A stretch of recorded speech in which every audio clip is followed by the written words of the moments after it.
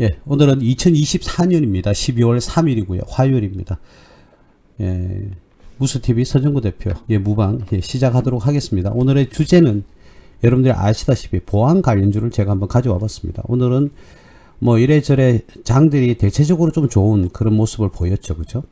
자, 그런데 요즘 많은 말들이 있습니다. 이 트럼프 때문에 트럼프 리스크가 너무 많다 보니까 이 트럼프가 이런 말들을 했죠. 이제는 뭐 반도체 관련 기업이라든지 그런 뭐 그 하이엔드 관련돼 있는 그죠? 반도체에 대한 수출 규제를 강화하겠다 뭐 이런 얘기도 했고요. 그리고 관세를 높이 올리겠다. 그리고 감세는 해주지 않고 그죠? 관세는 올리는 걸로 계속 얘기를 하고 있습니다. 그래서 이 트럼프 악재가 계속적으로 지속되고 있는 그런 상황이죠. 그래서 보조금을 폐지를 하고 관세 장벽은 올리고 그래서 지금 중국은 난리가 났습니다. 그죠? 특이한이 아니라 특별한 그런 언론 매체를 통해서 어떤 정보가 나왔는데요. 뉴스가 나왔는데 지금 중국 같은 경우에는 공무원 급여도 지급을 다 하지 못하고 있다라는 그런 기사가 나왔어요. 근데 뭐 사실 여부를 떠나서 굉장히 중국은 경제 상황이 힘든데 더군다나 트럼프가 당선이 되면서 시진핑 같은 경우에는 멘붕이 오지 않았을까 그런 생각이 듭니다. 아무래도 대미국 수출이 어마어마한데 중국에서 관세를 올려버리면 어떻게 됩니까? 이 관세를 올려버리면 중국 입장에서는 뭐 미국에서 100달러에 판매되는 게 중국에서는 60달러로 수출을 하는 거예요. 60달러로 수출하면 아무래도 그 미국에 있는 사람들이 기업들이 중국에서 수입을 해서 쓰려고 할 겁니다. 원가 절감을 위해서. 그죠? 뭐 미국에서 구입을 하면 100달러인데 중국산을 구입하면 60달러니까 원가가 굉장히 절감이 될 거예요. 그러니까 근데 이 상황에서 관세를 예를 들어서 뭐 관세를 100% 올린다. 자, 그러면 어떻게 됩니까? 중국산 수입하는 경우에는 60달러에 구입은 할 수 있지만 관세를 60달러를 추가로 내야 되죠. 그러면 120달러를 지급을 해야 되는 겁니다. 그래서 그러면 중국산을 구입할 이유가 없죠. 미국 기업들이. 그러니까 미국산을 구입을 할 겁니다. 그죠? 자, 그렇게 이제 하겠다가 바로 트럼프의 의지인데 중국은 울상인 거죠. 굉장히 괴로워할 겁니다. 근데 반대로요. 미국은 괜찮냐? 미국도 그렇지는 않습니다. 왜 그러냐면 자국 기업들이 좀 저렴하게 사서 매출을 단가를 낮춰서 미국 국민들의 소비를 이끄는 그런 긍정적인 영향도 있거든요. 자, 근데 이제는 눈물을 흘리면서 100달러짜리 미국산을 구입을 하게 된다. 그러면 원가가 올라가게 되죠. 그러면 아무래도 판매가가 올라가다 보니까 미국의 소비자들은 안 그래도 그죠? 물가가 상승해서 고통이 지금 받고 있는 상황인데 더더욱 또 그런 고통에 더 빠질 수가 있죠. 그래서 트럼프는 협박용으로 그죠? 관세를 올리겠다. 그리고 실제로도 중국과의 대중국과의 관세를 많이 올렸습니다. 그죠? 자, 그런 바람에 미국 경제도 그렇게 좋아지지 순탄치만은 않다는 거죠. 그래서 그걸 일단 이 트럼프는 장사꾼이다 보니까 그죠? 부동산 관련 기업을 아버지로부터 물려받고 교육도 받고 뭐 그랬죠. 그죠? 완전히 뭐 다이아몬드 수저급인데 그러다 보니까 아무래도 나라 이 경제 경영도 기획 재정도 전부 다 기업을 운영하는 식으로 하다 보니까 그것도 분명히 리스크는 있을 겁니다. 리스크는 자국 경제를 강화시키는 그런 발언을 굉장히 많이 하죠. 그리고 실질적으로도 그런 정책을 펼치기도 합니다. 그래서 관세 장벽을 강화시키겠다 이 말은 관세를 올리겠다는 겁니다. 그래서 타국의 수출 물량이 굉장히 줄어들 수도 있는 거죠. 그리고 바이든 정부 때 우리나라 삼성전자라든지 SK하이닉스 등의 어떤 반도체와 관련되어 있는 기업뿐만 아니라 2차전지도 포함이 되는데 이런 기업에 보조금을 지급을 하기로 했단 말이죠. 실질적으로. 그런데 어떻게 됐습니까? 이제 그걸 폐지를 하겠다. 이런 모습을 보이다 보니까 삼성전자와 SK하이닉스가 곤두박질 치는 그런 모습을 보이기도 했습니다. 실질적으로 우리나라 기업 삼성전자와 SK하이닉스가 특히 삼성전자 같은 경우에는 작년보다는 실적이 훨씬 좋습니다. 지금. 좋은데도 불구하고 미래에 대한 예상치가 불투명하다. 그죠? 미래치에 대한 주식은 항상 선반영을 하니까 미래치에 대한 불안감이 엄습해 오는 거죠. 그래서 삼성전자가 힘이 없고 SK하이닉스도 힘이 없는 그런 모습을 보이는 겁니다. 그러나 우리가 이런 부분에 대해서는 거시적인 범국가적인 이러한 정책이라든지 이러한 내용들은 우리가 어떻게 할 수가 있는 게 아닙니다. 우리는 그 사이사이에 그럼 이걸 어떻게 대비를 해 나가면서 수익을 내느냐, 그것이 중요하죠. 제가 보는 관점은 지금 제가 조금 전에 지인을 통해서요, 많은 기업들이 특히 대기업 위주로 구조조정을 어마어마하게 계획을 하고 있습니다. 지금 여러분들 구조조정이다, 기업들이 구조조정이다 이런 말이 나오는 것은 말 그대로요, 인력 감축이 1입니다. 예, 인력 감축. 뭐 구조조정하면 기업의 어떤 경영 형태를 바꾸어서 잘 뭐 이루어 나간다, 이런 식으로 오해를 하고 계신데, 구조조정은요 1순위가 인력 감축입니다. 인력 감축. 그래서 명예퇴직자를 받겠다 이런 내용들이 굉장히 많이 지금 언론을 통해서 배포가 되고 있죠. 지금 뭐 문제가 되는 기업이 뭐 많습니다. 많은데 뭐 대표적으로 지금 롯데그룹이 문제가 심각하죠. 롯데그룹은 아니다라고 해명을 하고 있지만 유동성 결여로 인해서 지금 기업을 팔아치우려고 롯데케미칼을 필두로 해가지고요.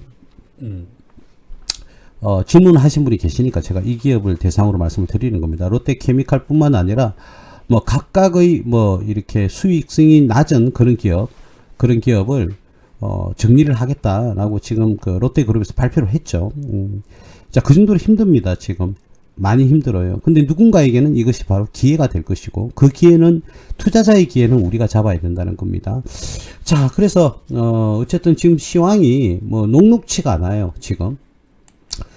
자, 가장 문제가 됐던 게 제가 분명히 말씀드렸습니다. 강의를 통해서도 말씀을 드렸고요. 요 무방을 통해서도 말씀을 드렸습니다. 방송을 통해서도 말씀을 드렸는데, 뭐냐면 2차전지는 한 번 더 말씀드립니다. 2차전지 관련주는요, 실질적으로요, 우리 2차전지가 붐이 불었을 때, 재작년이었습니까? 예, 붐이 불었을 때도 그랬지 않습니까?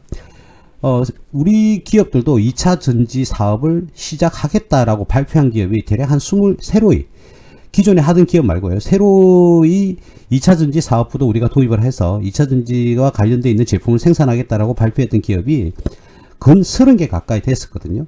가까이. 근데 실질적으로 2차전지와 관련해서 사업을 시작한 기업은 4개도 안 됩니다. 여러분. 그러니까 일단 테마로 엮어놓고, 그죠? 엮어놓고 테마로는 들어갔어요. 2차전지 테마주로 들어가서 주가가 실질적으로 상승하기도 했는데, 결과는 어떻느냐? 2차전지 연구개발조차도 하지 않은 기업들이 뭐 대부분이라는 거죠. 뭐 연구개발을 일부는 또 한 기업도 있고, 실질적으로 그 사업에 진출한 기업도 몇 개가 있긴 한데, 거의 다가 어떻습니까? 2차전지와 관련이 없는 그런 사업을 영위하고 있다. 버티기도 힘든 그런 상황입니다. 그래서 테마주로 엮였다가 주가가 떨어지니까 어떻게 해요? 더 이상은 쭉 올라갔다가 다시금 바닥을 치니까 더 이상 뭐 그러기 상태에 빠지는 거죠. 근데 그 수많은 사람이 2차전지 뭐 이야기를 많이 했습니다. 실질적으로 2차전지 관련주에 공매도를 쳐가지고요, 주가가 많이 떨어진 경우도 실질적으로 있습니다. 예, 2차전지는 같다, 뭐 이런 식으로 이제 수익성이 떨어진다, 이런 식으로 해서 많은 외국인과 기관들이 공매도를 쳤어요. 물론 공매도를 쳤으면 나중에 다시 주식을 대갚아야 되니까 다시 매수를 해서 주식을 상환을 해야 됩니다. 그럼 매수를 해야 되니까 주가가 일반적으로 일부 상승하기도 합니다. 예, 그걸 쇼커버링이라고 하는데, 우리가 뭐 그런 용어를 떠나서 그런 위험성이 있는 종목을 작년 2월달, 3월달, 4월달, 5월달, 6월달, 그리고 저번달 11월달, 그리고 이번 달인 12월달에 조차도 이제는 2차전지 시대가 온다, 이런 말들을 1년 내내 이야기를 하고 있어요. 많은 뭐 언론 매체들이나 또는 주식 방송하는 그 TV에서 방송하는 그런 곳이나, 그리고 각종 유튜버들이 쓸데없는 말도 안 되는 그런 얘기들을 많이 했었죠. 이제는 갈 거다, 이제는 갈 거다, 이제는 갈 거다. 물론 투자의 책임은 본인한테 있습니다만, 단지 그런 단순한 생각 하나를 가지고, 그죠? 2차 전지가 갈 것이다라고 많이 우리 개미 투자자들이 현혹했고, 실질적으로 여러분들도 보유하고 있는 종목들이 마이너스가 나 있는 2차 전지 관련주들이 제법 많을 겁니다. 자, 대체적으로 제가 뭐 2차 전지 관련주는 한 종목 정도 나중에 보기로 하고요. 오늘 코스피는 2,500원대로 겨우겨우 턱걸이를 했습니다. 턱걸이를 했는데, 이게 이제 내일 다시 하락 반전이 될 것인지 다시 지켜봐야 되겠습니다만, 지금은 전부 다 혼조세입니다. 굉장히 혼돈의 시간이라는 것이죠. 그래서 하루 뭐 일희일비하면 안 됩니다. 하루 내가 주가가 상승했다고 해서 좋아할 것도 아니고, 하루 세게 떨어졌다고 해서 굉장히 속상해할 필요도 없는 그런 혼조세라는 거죠. 그죠? 경제 시장이, 이 시장 경제가 어떤 정상적으로 어떻게 돌아가는 그런 아직 시스템이 구현이 안 되고 있어요. 그죠? 세계 경제가. 그렇기 때문에 그거는 누구도 예단할 수는 없는 겁니다. 그래서 미국을 바라보고 있는 거죠. 전 세계 소비국가 1위국인 미국을 바라보고 있고, 미국의 대통령인 트럼프의 입에 주목하고 있는 겁니다. 거기에 따라서 지금 1위 1배를 하고 있는데, 시장 경제가 안정화가 되면요, 정말 기업이 좋은 기업은 결국은 주가가 제일 먼저 상승할 것이고, 기업이 도태되어 있는, 그죠? 부진을 면치 못하고 있는 그런 기업은 결국은 주가는 더 떨어질 겁니다. 이럴 때는요, 보수적인 투자가 필요합니다. 좋지 않은 기업을 계속적으로 여러분들이 투자를 갖다가 하려고 하는 그런 모습은 결국은 여러분들이 책임져야 되고, 여러분들은 손실에서 벗어날 길이 없을 거다라는 부분을 조금 무섭게 말씀을 좀 드렸습니다. 자, 코스피가 2,500원대에 겨우 턱걸이를 했습니다. 오늘 코스피 같은 경우에는 1.86%가 상승했고, 오늘 하루 오름폭은 크죠. 자, 코스닥은 2.21%, 14.96포인트가 올랐는데, 퍼센트포인트가 올랐는데, 포인트가 올랐죠. 퍼센트는 2.21%가 상승하는 그런 모습을 보였는데, 어쨌든 코스닥도 빨리, 제가 바라는 마음은 800원대를 빨리 진출을 했으면 좋겠고요. 코스피도 2800대는 빨리 좀 진출을 했으면 좋겠습니다. 최소한 2700대라도. 그 정도 올라가게 되면 이제 주식시장이 좀 안정화가 되었다고 봐야 되겠죠. 자, 오늘은 이렇게 상승을 했습니다. 근데 내일 또 바로 반락을 할 수가 있으니까 여러분들 오늘 올랐다고 해서 좋아할 건 아니고, 또 내일 떨어진다고 해서 또 속상해 할 필요는 없단 말입니다. 지금은 혼조세라고요. 그러니까 지금은 시장 경제가 안정이 될 때까지 지켜보는 그 외에는 여러분들이 할 수 있는 게 아무것도 없습니다. 자, 이럴 때일수록 보수적으로 접근해야 된다. 보수적으로 접근이라는 것은 나쁜 기업에 투자를 해서는 안 된다. 이 말씀을 제가 드리고 싶은 거예요. 말 많고 탈 많던 2차전지 관련해서 한번 볼까요? 자, 금양이라는 회사가 있습니다. 금양. 부산에 있는 기업을 알고 있는데, 부산 기장에 아주 큰 공장을, 리튬 관련 2차전지 관련한 공장을 지금 설립을 하고 있는데, 75% 정도 공정이 진행된 걸로 알고 있습니다. 신문에도 많이 보도가 되어 있으니까요. 자, 근데 이 기업이 나머지 25% 작업을 진행을 해야 되는데 돈이 떨어져 버린 거예요. 그래서 이 기업이 사채를 씁니다. 대표이사가 자기가 보유하고 있는 지분을 금양 이 기업의 지분을 담보로 해서 대출을 하는데 300억대 대출을 한 겁니다. 얼마나 돈이 없으면 대표이사가, 사실은 성실하긴 하죠. 자기 지분을 담보로 해서 대출을 했다. 기업을 살리고자 하는 의지는 강력한데, 이 기업에 호재가 하나 있긴 합니다. 근데 제가 이거는 확인된 정보가 아니기 때문에 말씀을 드리기는 좀 힘든데, 이 기업이 지금 현재 그래요. 물론 미래에는 좋아질 수가 있습니다. 2021년도와 2022년도에도 굉장히 괜찮아졌는데, 이 금양이라는 기업이 2차전지 관련주로 편성이 됐단 말이죠. 자, 2차전지 관련주로 편성이 됐는데 실질적으로 보유하고 있는 특허는 4개 정도밖에 없다고 신문에 보도가 됐어요. 그 기업으로 내가 거듭나겠다 그러면 특허를 일단 떠나서 그 관련 2차전지와 관련된 제품의 매출량이 어마어마하게 늘어야 되는데 불구하고요, 결국은 2022년도에 333억의 손실을 기록을 하게 되죠. 예, 손실을 기록을 하고 있습니다. 근데 매출이 작년 기준에는 2,200억에서 1,500억으로 500억이 떨어지면서 영업 손실로 변환을 하게 되고요. 단기순 손실은 600억이 발생하고 있다. 자, 근데 올해는 어떻습니까? 올해 3, 4분기까지 자, 대략 얼마죠? 1,600억의 손실이 지금 기록이 되고 있거든요. 물론 이런 기업이 다시금 재무 상황이 좋아져서 턴어라운드를 해서 매출이 극대화가 된다면 괜찮죠. 괜찮은데 지금 현재 이 모습으로 투자하기에는 무리수가 있는 거죠. 그래서 이렇게 훅 떨어졌습니다.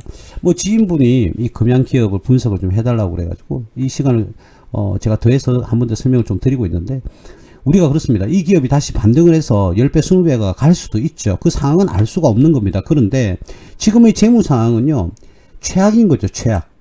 그죠? 근데 이런 기업에 투자를 고려를 한다. 물론 확실한 턴어라운드에 대한 수익성 정대에 대한, 그죠? 그런 뭐라고 해야 될까? 메시지라든지 또는 수주 상황이라든지 이런 것들이 있다고 그러면 괜찮아요. 내년부터 좋아지면 오히려 주가가 급등을 하니까는, 그렇죠? 괜찮은데 지금 이 상황을 가지고 이걸 이 면피를 한다? 그거는 쉽지 않습니다. 그래서 이런 기업은 투자를 일단은 보수적으로 하셔야 된다. 그래서 제가 지인분께도 이 종목이 100배가 가도 현재의 상태에서는 절대 투자하지 않겠다 이렇게 답변을 드리긴 했는데 말이죠. 이 기업이 여러분들 상식적으로 생각을 해보세요. 이 기업이 유보율이 574%입니다. 작년 기준에. 자, 그런데도 어떻게 돈이 없어서 뭐 하고 있습니까? 그쵸? 대출을 했다니까요. 그것도 사채 시장에서 대출을 했다고. 한 달에 0.55%의 이자를 내는 걸로 언론에서 봤는데, 제가 잘못 봤는지는 모르겠습니다. 한 달에 0.5%, 그죠? 그 정도로 해서 6, 7%, 7% 정도 되겠네요. 그죠? 6점 몇 프로 정도 될 건데, 자, 여기서 우리가 헷갈리면 안 되는 게, 유보율이 높다고 해서 그 기업이 뭐라고요? 현금을 보유하고 있다고 착각을 하시는 분들이 계신데, 제발 부탁드립니다. 유보율은 현금 보유율이 아닙니다. 그 기업이 계속적으로 이익이 누적이 되면요, 이익이 합산이 된다고 보시면 됩니다. 합산. 그래서 실질적으로 그 돈을 가지고 있지는 않다.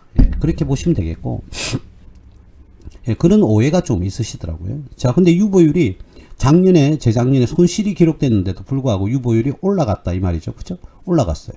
310%, 작년에는 574%. 자, 이렇게 올라왔어요. 올라왔는데 왜 올라오지? 이거는 뭐 이익여금 처분을 통해서 또는 잉여금을 처분을 통해서 유보율이 올라갈 수도 있는 겁니다, 여러분. 그래서 이거는 혼란을 가지시면 안 된다. 이 금액만큼 현금을 보유하고는 있지는 않다. 그래서 유보율이 아무리 커도 부도가 날 수는 있다. 이 부분 말씀을 드리겠고, 이 기업이 유상증자를 한 걸로 알고 있는데 아직까지 재무제표는 나오진 않네요.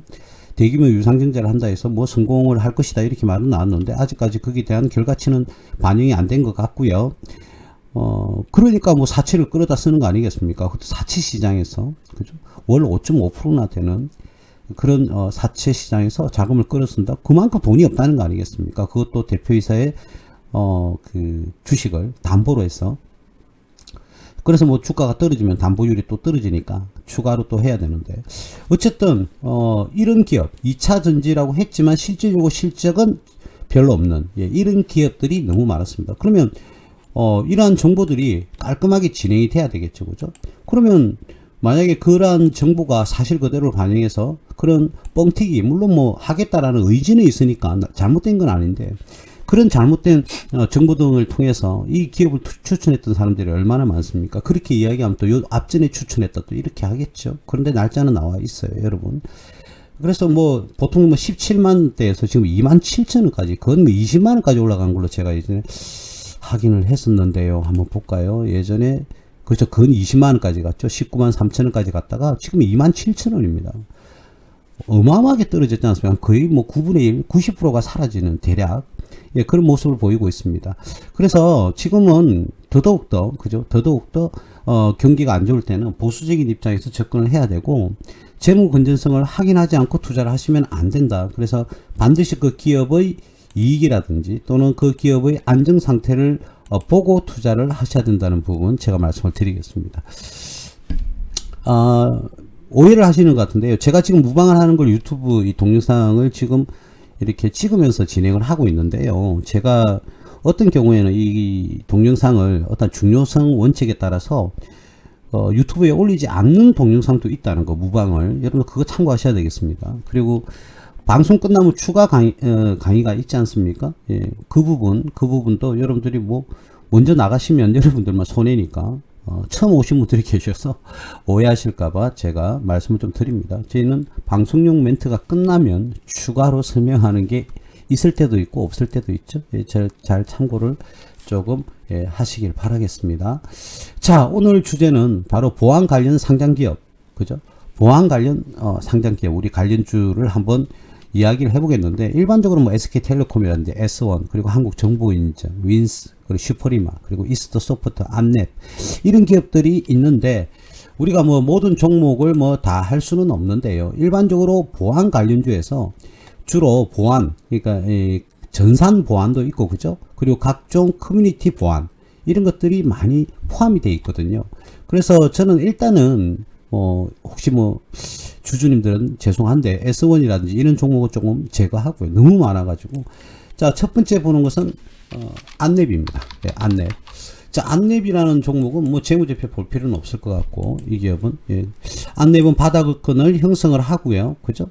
우리가 예전에 61,500원대 매수를 했다가 추가 매수를 하고 뭐 그래라고 말씀을 드렸는데, 거의 뭐 지금은 본전 가격이거나 뭐 추가적으로 매수하신 분들은 수익이 제법 나 있겠죠. 나름 나 있을 건데, 어쨌든 우리가 학습한 대로 투자를 하셔야 됩니다. 학습한 대로 투자를 하셨다면 지금 한 10% 정도의 수익이 10%까지는 아니더라도 6, 7% 정도는 수익이 나 있어야 정상적인 여러분들이 투자 활동을 하고 있는 겁니다. 여러분, 안철수 의원, 그죠? 국회의원, 예전에 안철수 바이러스 연구소였죠. 이 기업이 지금 현재 안랩입니다. 실적이 그렇게 좋지는 않지만 꾸준하죠. 2천억대의 매출을 기록을 하고 있고, 영업이익도 200억대. 근데 올해는 좀 실적이 안 좋다고 해가지고요, 주가가 많이 떨어졌었어요. 그죠? 자, 근데, 자, 이 기업은 뭐 상장 폐지가 된다든지 부실기업으로 선정이 되어가지고 문제가 된다든지 이럴 일은 뭐 거의 없다고 보시면 되겠죠. 이렇게 안전한 종목에 여러분들 투자를 하셔서, 그죠? 그냥 기다려주는 그런 모습을 보이면 충분하다. 이런 말씀을 좀 드릴게요. 그리고 실질적으로 재작년에 지금 당기순 이익 기준으로 했을 때는 재작년에는 142억이 기록이 됐는데, 그죠? 지금 보시는 화면과 같이 지금 그 금액만큼 왔어요. 3, 4분기까지. 4, 4분기에는 조금 더 이익이 발생되면 재작년보다는 실적이 더 좋아질 겁니다. 자, 그런데 작년은 당기순이익이 347억이었다는 거죠. 그거보다는 떨어지겠죠. 자, 근데 지금 현재 주가는 그게 작년보다 실적이 떨어진 부분에 대해서 다 반영이 지금 되어 있는 거거든요. 주가가 이렇게 하락했던 이유가 그 실적들이 어떻게 됩니까? 올해 초반부터 한번 계산을 해보면 현재까지 다 반영이 거의 다 되었다라고 봐도 무방할 것 같습니다. 어쨌든 이 기업은 뭐 제가 늘 뭐 말씀을 드렸던 종목이기 때문에 추가로 말씀은 드리진 않겠습니다만, 어쨌든 이 기업은 안정성은 충분하게 가지고 있고 부채 비율도 30%대밖에 되지 않습니다. 그래서 건전성이 굉장히 좋고 유보율은 뭐 계속적으로 꾸준한 이익을 냈기 때문에 5,000% 가까이 초과하는 그런 유보율을 가지고 있습니다. 그래서 굉장히 좀 안정적이다, 이렇게 볼 수가 있겠죠. 그죠? 자, 그리고 뭐 퍼 기준도 한번 보긴 볼까요? 뭐 작년보다 실적이 작년보다는 떨어지기 때문에, 그죠? 자, 그래서 업종 퍼는 186인데 100이 넘어가면 의미가 없다고 그랬죠. 근데 퍼가 이 기업은 17.11이다. 근데 이 17.11은 작년의 기준을 작년의 EPS를 기준으로 하는 거기 때문에 올해는 좀 더 올라갈 겁니다. 그래서 이만큼 저평가가 되지는 않을 겁니다. 조금 더 올라갈 거예요. 자, 그래서 그런 부분에서 좀 본다 그러면 그렇게 주가가 뭐 높은 수준은 뭐 아니라고 봐야 되겠죠. 높은 수준은 아니고, 또 아무래도 안철수 그 의원이 국회의원이다 보니까 그 관련한 테마주로서도 정치 관련 테마주로서도 변동성이 충분히 있을 수가 있다. 이렇게 말씀드릴 수가 있겠습니다. 그래서 안랩이라는 종목은 뭐 안전하니까, 그죠? 너무 큰 걱정을 할 필요는 없을 것 같고 급등 구간이 나올 수도 있다라는 부분 요것도 조금 여러분들이 염두에 두시고, 만약에 해당 종목을 보유하고 계신 분은 너무 크게, 그죠?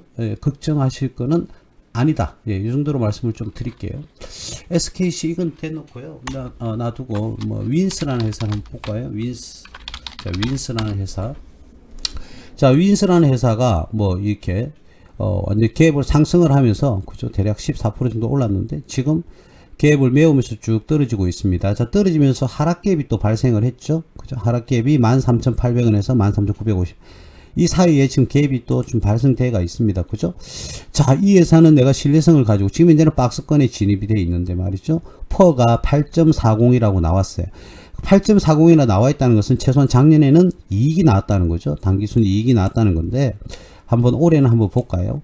자, 작년 기준에서 매출이 1,000억이고 재작년도 1,000억이었습니다. 거의 비슷했죠. 그죠?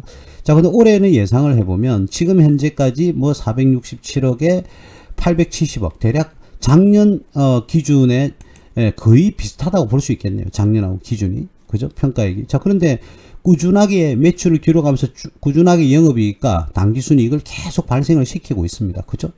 자, 이런 점에서는 올해는 뭐 연말에 4, 4분기 실적에 따라서 조금 달라질 수는 있겠지만 대동소이하다, 이렇게 볼 수가 있겠고, 이 기업은 부채 비율이 무려 15%밖에 안 됩니다.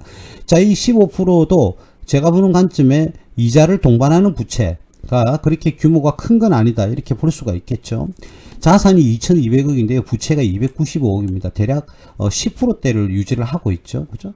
예, 그래서 이 부채 비율이 굉장히 낮은 수준이고 해서 지출되는 이자 비용이 그렇게 크지는 않을 거다. 그래서 재무 건전성은 충분히 많이 가지고 있죠. 그죠? 그리고 이 기업이 지금 현재 작년 당기순이익과 거의 비슷한 실적을 낸다고 그러면 앞에서 서두에 제시했던 요 퍼 가격도 큰 변동은 없을 거거든요. 이 가격이 크게 없을 거예요. 뭐 업종의 편성은 안 되기는 했는데 이 나우콤이라는 회사와 2007년도에 합병을 했습니다. 이 회사가. 그래서 네트워크 보안 이러니까 뭡니까? 이 코인하고도 관련이 있죠. 그죠? 그래서 이 기업들이 좀 주목을 받았던 겁니다. 뭐 누군가는 트럼프 관련주, 누군가는 뭐 트럼프 관련주가 아니다, 뭐 이렇게 말을 하기도 하는데 어쨌든 제가 보는 관점에 보안과 관련돼 있으면 아무래도 코인과 관련성이 조금 있다고는 봐야죠. 전혀 없다고는 볼 수는 없을 것 같습니다. 자, 지금은 급등을 한 후에 다시금 이 박스권 안으로 재진입을 지금 하고 있습니다. 그죠? 그래서 박스권 안에서 유지가 되고 있는데 나름 이 기업은 재무 건전성이 잘 유지가 되고 있고 또 이 기업의 성장성은 현재까지 두드러지게 보여지진 않는데 이 기업은 기본 실적은 계속 운용을 잘 하고 있다. 그렇다면 고정 거래처가 있다는 거죠. 그죠? 매출이 거의 비슷하게 평준화되어서 작년과 재작년 그리고 올해가 거의 뭐 비슷하다고 그러면 이 기업은 고정 거래처가 있다. 예, 이렇게 여러분들이 판단을 하시면 되겠습니다. 그래서 이 기업은 안랩과 더불어서 안정성을 충분히 갖춘 기업에 속한다고 이렇게 판단할 수가 있겠습니다. 그래서 만약에 이 윈스라는 종목을 가지고 계신다 그러면 이 박스권 하단에서 그죠? 어떤 특별한 거시적인 국가의 경제 문제가 없다면 이 박스권 하단에서 이 하단 부분에서 충분히 또 매수할 수 있는 그런 기회가 오지 않을까 그렇게 봐집니다. 혹시나 본인들의 단가가 좀 높다고 그러면 추가 매수해도 충분하다 이렇게 말씀을 좀 드릴 수가 있겠어요. 기업은 뭐 이 안정성이 계속적으로 뭐 유지된다는 보장은 없지만 과거의 형태로 봤을 때 이 기업은 재무 건전성은 충분하다. 특히 제가 마음에 드는 부분은 부채 비율이 굉장히 낮은 부분에 대해서 아무래도 지금 뭡니까 제가 서두에 말씀드렸던 롯데그룹 같은 경우에는 지금 유동성이 굉장히 악화가 되고 부채 비율이 계속 올라가다 보니까 위험해진 거잖아요. 그래서 그 기업들을 지금 어떻게 해요? 내놓고 있어요. 시장에 내놓고 있다는 것은 뭐 지분을 팔겠다는 거 아니겠습니까? 자, 그만큼 유동성이 떨어지면 부채가 높으면 그런 문제가 있는데 앞서 지금 두 종목을 안랩이라든지 윈스를 말씀을 드리고 있는데 이 종목 같은 경우에는 그럴 위험성은 극히 드물다는 거죠. 극히. 물론 뭐 또 뭐 유상증자라는 좋은 제도도 있기도 합니다. 무조건 유상증자가 나쁘다고 이렇게 해석을 하시면 안 됩니다. 어떤 경우에는 이 기업들이 유상증자를 통해서 자본을 확충함으로써 오히려 성장할 수 있는 모태가 될 수도 있다. 이런 말씀을 좀 드리겠습니다. 예전에는 제가 이 관련해서 방송을 한번 했었어요. 근데 이제 트럼프가 당선이 된 이후에 이 관련주들이 조금 움직이지 않을까 그런 부분에서 제가 벌써 뭐 조금 움직이기도 했습니다. 일시적으로. 자, 근데 그걸 떠나서 아무리 트럼프와 관련이 있는 트럼프 관련주라고 해서 무작정 들어가는 것이 아니고 이 기업들 중에서 안정성이 높은 기업에 들어가야 되겠죠. 그죠? 자, 요거 한번 볼까요? 앞서 봤던 두 종목인 안랩이라든지 윈스보다는 어떻습니까? 매출도 저조하고, 그죠? 그리고 이익이 났다가 손실이 났다가 뒤죽박죽이고, 그리고 1, 2, 3, 1, 4분기, 2, 4분기, 3, 4분기까지는 영업 손실을 기록을 했어요. 4, 4분기 때 영업이익이 구현이 될 것으로 예상을 하면서 당기순이익으로, 영업이익으로, 전체적인 금액은 영업이익으로 이렇게 예상을 하고 있습니다. 당기순이익도 작년에는 60억이었는데 올해는 1, 4분기, 2, 4분기, 3, 4분기까지는 다 합치면 손실이 나오죠. 22억이 손실이 나오는데 4, 4분기 때 이렇게 82억이라는 이익을 예상을 하면서 올해 당기순이익으로 이렇게 예상을 하고 있어요. 그죠? 자, 이 기업은 1, 4분기, 2, 4분기, 3, 4분기가 실적이 안 좋았는데 4, 4분기에 매출이 거의 2배로 뛰어올랐죠. 이렇게 매출이 뛰어오를 것으로 예상을 하면서 영업이익과 당기순이익이 상승할 것으로 지금 예상을 하고 있습니다. 뭐 꾸준하진 않죠. 그러면 만약에 이 기업이 계절적 특성이 있는지를 한번 확인해 본다 그러면 분기를 보면 되죠. 작년 분기에도 어땠습니까? 앞전까지는 3, 4분기, 작년 3, 4분기에도 손실을 기록했지만 작년 4, 4분기에는 이익으로 돌았습니다. 근데 매출이 88억에서 224억, 뭐 거의 3배에 가까운 매출이 이렇게 상승을 했었죠. 그죠? 예, 상승을 했어요.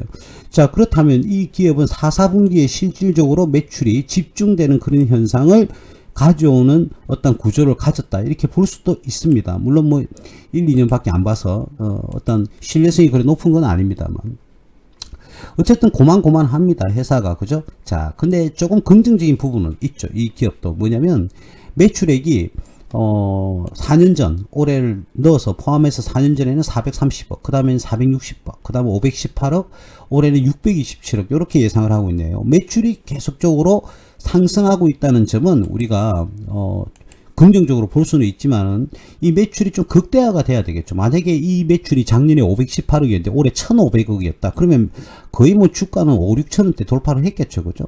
예, 그런 걸 좀 기대를 해줘야 된다. 그래서 우리가 미래에 만약에 매출이, 그죠? 펀더멘탈이 강화가 되어서 매출이 극대화 되겠다라는 예상이 확실시하다면 우리는 주식 투자를 그 기업에는 종목에, 지금 현재 이 기업이 어떤 재정 상태나 손익 계산상에 어떤 흡족한 그런 수준은 아니다 하더라도 내년을 보고 투자는 충분히 할 수가 있는 겁니다. 그죠? 자, 늘 반복해서 제가 많은 방송을 통해서 이 기업을 이야기를 하는데 말이죠. 이 삼성중공업이 어떻게 해서 이렇게까지 상승을 했을까? 그죠? 요거는 뭐냐? 이 기업은 7년간 손실이 났다는 거죠. 그런데 작년과 올해는 이익으로 돌았을 것이 확실하니까 제가 강력하게 5천원, 6천원대 사이에서 이 라인에서였죠. 이 라인 때 제가 강력하게 매수를 해라고 말씀을 드렸던 이유가 바로 여기 있는 겁니다. 이 기업은 매출과 이익이 극대화될 것이 확실했기 때문이죠. 물론 뭐 지금 뭐 조정받았다고 오늘 살짝 오르긴 했네요. 어쨌든 그럼 이 기업은 뭐 어땠느냐, 과거에 한번 볼까요? 연간해 보면 보세요, 여러분. 지금 2019년도, 20년도, 21년도, 22년도까지, 그죠? 이런데도 제가 재작년에 2022년도였죠. 강력하게 제가 매수를 해라고 그랬습니다. 그죠? 무조건 매수해라. 자, 그랬더니 작년에는 당기순 손실은 났지만 영업이익으로 돌았었고, 올해 지금 현재 예상되는 거는 요렇습니다. 4,700. 그죠? 9조 9천억. 그리고 내년에는 11조 2천억으로 영업이익이 2배로 껑충, 당기순이익도 2배로 껑충 올라갈 것으로 예상하고, 그죠? 2026년까지도 요런 재무제표가 나올 것이라고 지금 예측을 하고 있습니다. 바야흐로 3년 후에는 1조 원대 영업이익을 기록할 거로 예측치를 내놓고 있는데, 이게 근거가 없이 내놓으면 안 되죠. 상장기업은. 그죠? 아무렇게나 이렇게 증가했으니까 무조건 증가할 것이다, 이렇게 잡으면 안 돼요. 그거는 그런 공시는 할 수는 없거든요. 그래서 제가 아직까지 삼성중공업 매도하시라고 말씀을 드리지 않는 겁니다. 왜요? 여러분들 금방 보셨지 않습니까? 자, 이런 기업도 투자를 해야 될 때가 있다니까요. 자, 그런데 어떤 뭐 턴어라운드가 될 만한 그런 소재가 없이 무작정 내 종목은 올라갈 거야, 내 종목은 올라갈 거야, 이런 식으로 여러분들이 그냥 무작정 그런 식으로 생각을 하고 투자를 해서는 안 된다는 겁니다. 그죠? 그리고 여러분들이 지금 보유하고 있는 종목들 중에서 내가 지금 손실을 많이 기록하고 있다? 그럼 그 기업에 대한 내가 추가로 매수를 해야 될지 아니면 그냥 기다려야 될지 판단은 그 기업의 성장 가능성인 겁니다.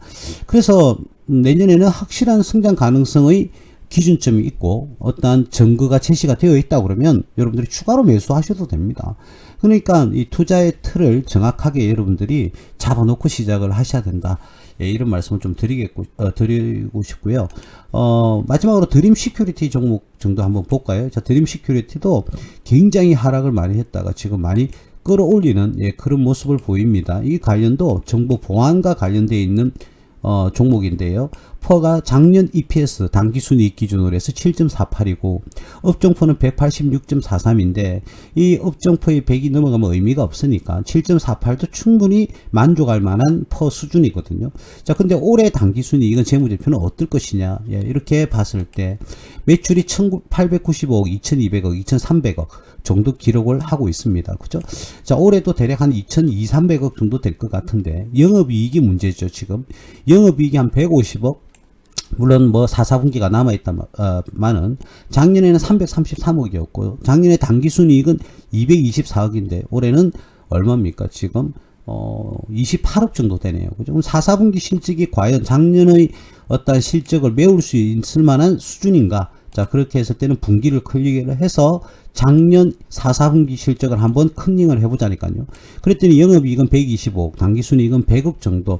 자, 연말에 이렇게 매출이 좀 쏠리는 경향이 있더라. 자, 그랬을 때 그러면 120억 정도, 150억 정도 반영이 된다고 하면 대략 영업이익은 조금 떨어지는 수준이고요. 당기순이익은 100억을 플러스를 한다고 그러면 그래도 당기순이익은 작년보다는 조금 떨어지는 그런 80억에서 100억 정도 떨어지는 그런 수준의 모습을 보일 가능성이 높다. 예, 이렇게 볼 수가 있겠죠. 그렇다면 이 퍼는 더 올라갈 겁니다. 올라가 버리니까 작년보다는 실적이 안 좋은 건 사실이다. 자, 그렇다 하더라도 저평가의 수준에 들어가지 않을까 그렇게 봐지고요.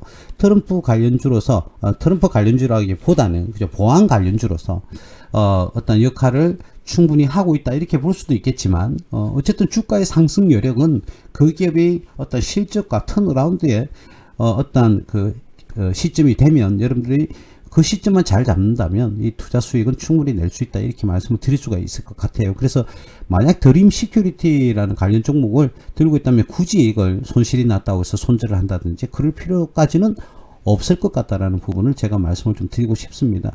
한 번 더 떨어질 수는 있습니다. 자, 근데 그 자리가 거의 뭐 이제는 저점이 되지 않을까 그렇게 봐지고요. 이 기업을 뭐 우리가 단기 투자를 한다, 중장기 투자를 한다, 사람들마다 투자자의 어떤 그런 의사 결정에 따라서 조금 주가의 변동성은 충분히 있을 겁니다만 중장기적으로 좀 크게 봤을 때는 큰 무리가 현재까지는 없어 보이는, 물론 뭐 미래에는 어떻게 바뀔지는 모르겠는데 현재까지 모습에서는 큰 이 회사가 뭐 관리 종목으로 지정이 된다든지 또는 상장 폐지 실질 검사를 간다든지 그럴 가능성은 별로 없어 보입니다. 그래서 뭐 내가 추가로 매수할 자금이 없다면 그냥 지켜보는 것도 한 방법이 아닐까 그런 생각을 하고요. 이 기업은 또 테마성이 강합니다. 그러니까 급등하는 구간이 제법 나올 거거든요. 자, 그때는 잘 대응을 하셔가지고 조금 진절이 나는 종목이었다면 그냥 매도를 하시면 될 것 같고요. 한 번 더 내가 기다려 보겠다. 자, 그런 경우에는 스탑 기능을 통해서 여러분들이 대응을 하시면 충분히 수익을 내고 나올 수 있는 그런 종목이 아닐까 그런 생각이 듭니다. 지금 뭐 오늘 뭐 봤던 종목들이 뭐 대체적으로 그렇게 크게 나쁘다 이렇게 볼 수는 없겠는데 시간 여건상 한 종목 정도 더 볼까요? 자, K사인이라는 회사가 있는데, 자, K사인. 자, 이렇게 쭉 끊임없이 2021년도 6월달 이후부터는요, 어마어마하게 지금 떨어졌습니다. 주가 36,000원짜리가 7,700원까지 지금 떨어져 있거든요. 그러면 이유가 있을 건데, 한번 볼까요? 재무제표상에 보면, 업종포가 186.43이고, 작년 당기순이익 기준은 12.08인데, PBR도 1.2 이하고요. 그러면 저평가가 되어서 괜찮을 것 같은데 했던데, 올해 보니까 재무제표를 보니까 답이 나오죠. 2021년 370억, 그 다음 430억, 그 다음 471억. 매출이 꾸준하게 성장을 어떻습니까? 하고 있죠. 그죠? 자, 그런데 영업이익도 어떻습니까? 64억, 92억. 이렇게 됐고, 작년에는 조금 영업이익이 떨어졌네요. 43억으로. 그죠? 당기순이익도 65억, 59억, 48억인데, 올해가 문제라는 거죠. 올해는 지금 매출은 현재 뭐 대략 현재 3, 4분기까지 300억 정도 기록을 했지만 4, 4분기에 뭐 170억 정도가 나와야 매출을 따라갈 수 있는 건데 영업이익이 문제죠. 영업이익은 지금 0입니다. 마이너스 6억, 마이너스 3억, 그리고 3, 4분기에는 9억이니까 0인 상태고 당기순이익 같은 경우에는 오히려 손실입니다. 지금 현재 12억 정도 손실이에요. 자, 그런데 우리가 앞전에서 봤다면 이제 공통점을 좀 발견할 수 있죠. 그죠? 이 관련 보안 관련주들이 대부분이 12월 달에 실적이 다 좋았어요. 이게 보세요. 이게 도 똑같죠? 12월 달에. 그죠? 예, 이렇습니다. 그래서 12월 달에 작년과 같은 이런 실적을 보인다 그러면 우리 앞전 모든 오늘 지금 보시고 계신 종목들이 12월 달 4, 4분기 실적이 제일 좋아요. 그죠? 자, 그래서 이런 것도 상식이 돼야 되겠죠. 보안 관련주는 4, 4분기 실적이 가장 대체적으로 좋다. 이런 것도 상식이 좀 되면 좋겠고요. 자, 그래서 이걸 갖다 붙여버리면 우리가 한번 갖다 붙여버리면 200억, 48억, 42억이니까 여기다가 200억을 갖다 붙이면 작년만큼의 매출은 나옵니다. 그죠? 작년만큼은 매출은 나오고 자, 까먹었어요. 금방 바로 48억이니까 요 0인데 작년 수준이 영업이익이 48억이었으니까 작년 수준만큼은 나오고 그 다음 30억대였으니까 당기순이익은 작년보다는 떨어지겠네요. 한 뭐 20억 정도 떨어질 것 같아요. 자, 그러면 이 퍼는 올라갈 겁니다. 그죠? 완전 저평가에서 어떻게 해요? 완전 저평가에서 다소 이제 퍼가 올라가는 그런 모습을 보이지 않겠나 그렇게 봐집니다. 자, 매출이 조금 눈에 거슬리죠. 500억대도 안 되는 그런 매출을 보유하고 있습니다. 그에 반해서 부채도 나름 좀 큰 편입니다. 그죠? 71.16이니까. 물론 뭐 150까지는 크게 뭐 문제가 없다고 봐도 되는데, 150이 위험선이죠. 넘어가면 조금 부담스러운 그런 투자가 될 건데, 어쨌든 대체적으로 지금 실적이 안 좋아지고 있는 거는 뭐 틀림없이 맞다. 작년에 비해서. 그죠? 자, 그래서 주가가 뭐 재작년 이렇게 해서 작년 또 올해까지 주가가 이렇게 떨어지는데, 제가 보는 관점은요, 이거는 뭐 액면 분할도 있지만 주가는 그대로 흐름선을 간다고 했을 때 액면 분할인지 병합인지는 모르겠습니다만 그래도 조금 너무 과하게 떨어진 건 아닌가 이렇게 봐집니다. 이 종목도 너무 과하게 떨어졌다. 이 시장 경제가 안 좋다 보니까 대체적으로 뭐 흐름이 조금 하락세를 면치 못하고 있는 모든 종목들이 그런 상황을 보이고 있죠. 그래서 이 종목도 크게 뭐 이래 상승할 것 같지는 않습니다. 현재의 실적을 보고.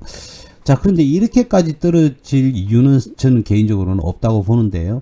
어쨌든 2020년 3월 달에 3월 24일이었나요? 그때 당시에 코로나 때의 가격과 거의 비슷한 수준을 지금 유지를 하고 있다. 요거는 조금 문제가 있지 않나 그렇게 봐져요. 그래서 주가가 이만큼이나 하락을, 물론 뭐 다른 요인이 있어요. 나쁜 악재가 있을 수는 있는데, 재무 상태, 어떤 재무적인 상황, 재무제표 상에는 이 정도로 떨어질 종목은 아니다라고 이렇게 판단이 됩니다. 혹시, 근데 앞에 우리가 설명했던 그런, 기업보다는, 이 종목은 조금 많이, 저조한 게 사실입니다. 그래서 제가 여러분들 같으면 차라리 똑같은 보안 관련주라도 안랩이나 윈스 같은 기업을 선택하는 게 더 좋지 않을까. 저는 개인적으로 그런 생각이 듭니다. 그래서, 그렇다고 해서 뭐 이 종목이 무조건 문제가 심각하다. 이런 종목은 오늘은 종목에서는 그렇게 보이진 않습니다. 오히려 저평가되어 있는 기업도 있고, 이렇게까지 떨어질 필요가 없는데 이렇게 떨어져간 기업이 있다라는 정도로만 말씀을 드릴게요.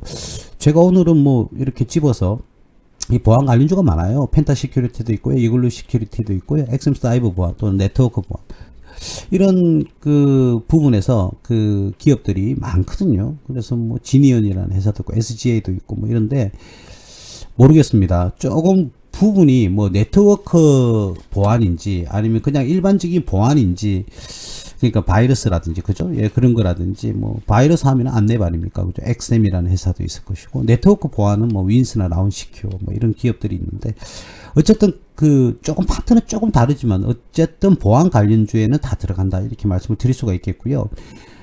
아무쪼록 오늘 뭐 선택한 기업들이 뭐, 대체적으로 뭐, 손실이 어마어마하게 기록된다든지, 아까 한 종목은 있었던 것 같아요. 그죠? 한 종목은 있었던 것 같은데, 그 종목을 빼고는 대체적으로 기업이 뭐, 수익성은 좀 떨어집니다만은 크게 문제가 있다라고 보기에는 조금 무리가 있지 않을까, 그런 생각이 듭니다. 물론 뭐 재무적 상황이 아니라 어떤 경제적 상황이라든지 또 기업 내부에 어떤 알려지지 않는 그런 내용이 외부에 일부 유출이 되어서 악재가 지금 숨어져 있는 경우도 있을 수는 있습니다만, 일반적인 평면화되어 있는 재무제표를 봤을 때는 이 기업들이 크게 문제가 있어 보이지는 않아 보입니다.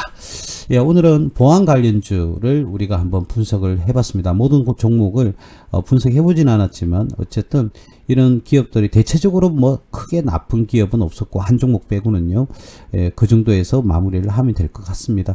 어쨌든 이 보안 관련주는 이 컴퓨터 더욱더 전산화가 되어 있고 이제는 더욱더 4차 산업 이 시대에 그죠 들어와 있는 이 상황에서는 컴퓨터를 사용하지 않고는 세상이 뭐 발전할 수도 없고 공장이 돌아가지도 않을 거예요. 그죠? 어떤 그런 프로그램을 통해서 다 기업들이 돌아가는 거니까 관심을 조금씩은 다 가지고 평생 이 관련주들은 움직일 겁니다. 함께 할 겁니다. 그죠? AI라든지 반도체라든지 내년에 뭐 제가 개인적으로 반도체나 AI를 기대를 많이 한다고 작년부터 노래를 불렀었는데 아마 이제 내년에는 실질적인 실적을 좀 가져다 줬으면 좋겠네요. 그래서 작년에 재작년이었나요? 재작년 중순부터 제가 로봇 관련주, AI 관련주, 그리고, 그 반도체 관련주를 노래를 불렀습니다. 분명히, 그죠? 그래서 그 관련주들이, 뭐 앞에 유튜브 동영상 할 때 날짜를 제가 읽으면서, 그리고 유튜브에 보시면은 날짜가 다 반영이 되어 있으니까 직접 여러분들 눈으로 확인하셔도 되겠습니다. 그래서 반도체주 관련주는 한 10편 정도 찍었었죠. 그죠? 1, 2, 3, 4에서 10까지 10편 정도를 찍었었는데 어쨌든 여러분들이 좀 잘 수익을 내셨으면 좋겠다. 예, 이런 부분을 좀 말씀드리고 싶고 내년에는 좀 기대를 많이 하고 있습니다. 여러분들 성공 투자하시기 바랍니다. 무수TV 서정구 대표 무방 오늘 얘기까지 하겠습니다. 감사합니다.